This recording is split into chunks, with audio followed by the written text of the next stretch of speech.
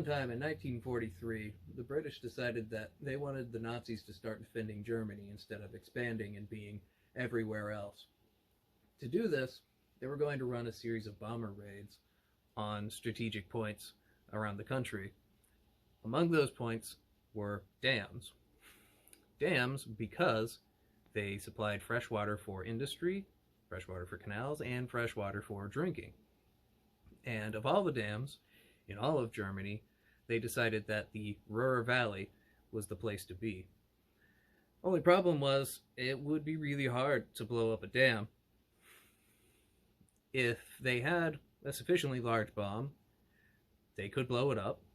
However, dropping a very large bomb with the precision needed to blow up a dam is going to be really hard if you've got a bunch of Nazis trying to shoot you out of the air. They could use a torpedo, swoop down, drop it in the water, we'll speed straight over, hit the dam, blow it wide open. But the Nazis had deployed numerous torpedo nets around the dams to stop that very thing. So there was a guy named Barnes Willis who said, I've got an idea. What if we made a really, really, really big bomb? A really big bomb. An earthquake bomb. He said, let's take this bomb. It's going to be about 22,000 pounds. And if we fly up to about 40,000 feet and drop that thing, no more dam. And the Air Force said, that's great, but we don't have any bombers that can fly that high. And we don't have any bombers that can haul that kind of weight. He said, okay, got another idea. What if, instead, we'll make a mine?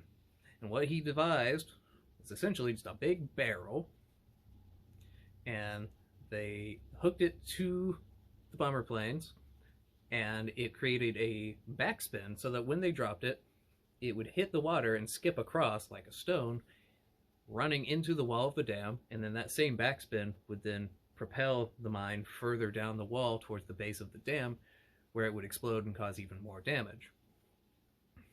And after enough infighting, Air Force finally said, yeah, all right, we'll do it. And so in May of 1943, they got a bunch of guys, some of the best guys, trained up, outfitted and ready to go in these brand new bombers. They had to cut out a lot of the armor to make room for the weight needed for these giant mines. And they had to fly across at night. They had to fly really low, something like 100 feet, so as to avoid radio detection. So it was really hard. There were 3 teams. First 2 teams went across. They came over the British Channel, or the English Channel rather, across the Dutch coast. They came down, and then the 3rd team would come in later to clean up whatever was left. And they did manage to blow up 2 of the 3 targets.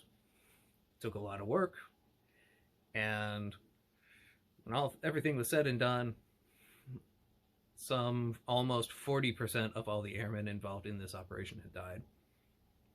So it was pretty costly in that regard, but it did have the intended effect. Destroying those dams did divert a lot of Nazi manpower and a lot of Nazi resources to repairing those dams, and it also had a significant impact on coal and steel production. On the other hand, estimated civilian casualties range from somewhere around 12,000 to somewhere around 16,000. Many of those were POWs and were workers in labor camps, many of whom were also Soviets. So you can see how this might lead to tensions later on down the road. But it was it was deemed a success by the high command, and it had a great impact on British morale afterwards. Was it worth it? Who knows? But it did help clear the way for Operation Overlord that would come in June of next year. And now you know about Operation Chastise and the Dambuster raids. Till next time.